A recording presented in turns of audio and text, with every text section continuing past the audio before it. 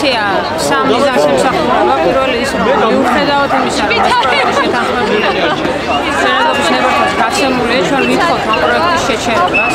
ერთი კვირის ვადაში ასევე ვითხოვთ შეხვედრას სადაც მოგეცემა საშუალება გავაფიქსიროთ ჩვენი მოსაზრება, რატომ არა პანორამას და ამავე დროს 2016 წელი არის არჩევნების წელიწადი, ჩვენ ხვალიდან ყველა პოლიტიკურ ორგანიზაციასთან, რომელიც იღებს მონაწილეობას ეროვნულ არჩევნებში, მივაქვს კონკრეტული მოთხოვნა. ეს მოთხოვნა არის მემორანდუმის ხელის მოწერა, რომელიც ეხება პანორამა თბილისს და მათი მოსვლის შემთხვევაში ხელისუფლებაში მათ უნდა დააყენონ დღის წესრიგში ეს საკითხი, რომ ეს პროექტი არ განხორციელდეს თბილისის ისტორიულ ზონაში, იმიტომ რომ ეს პროექტი მიმართულია ძველი ქალაქის საწინააღმდეგოდ.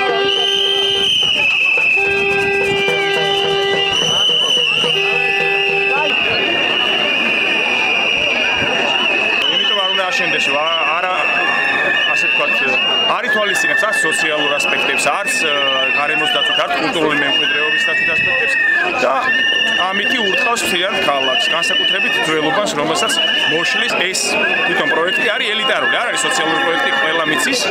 აქედან გამომდინარე, არა და სახელმწიფოსგან იმას ვითხოვთ, რომ ის ადამიანი ამბობს, რომ მე არა ვარ სახელმწიფოში ჩართულიო და ასე თქვა, კითხეთ სვებსო, ხო?